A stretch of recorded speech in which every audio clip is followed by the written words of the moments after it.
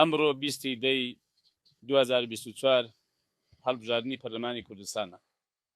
ئێمە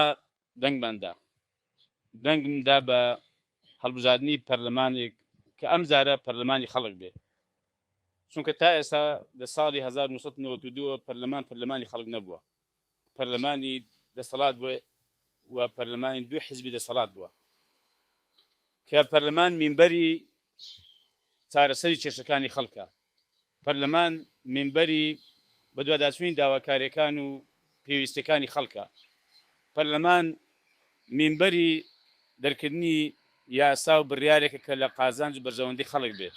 بەڵام بەداخەوە لە 32 ساڵی ڕابردوودا دەسەڵات بە ئارەزووی خۆی پەرلەمانی بەکارهێناوە.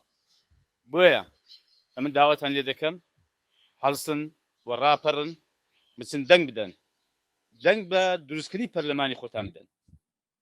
ئێمەش بەڵێنمان بەخوا داوە و بە ئێوەی بە ڕێز و خۆشەویستی دەدەین کە پارێزەری دەنگە ڕاستەقینەکانی ئێوە بین، پارێزەری دینی ئێوە بین، پارێزەری داواکاری و بەرژەوەندەکانی ژینی ئێوە بین ئینشاءالله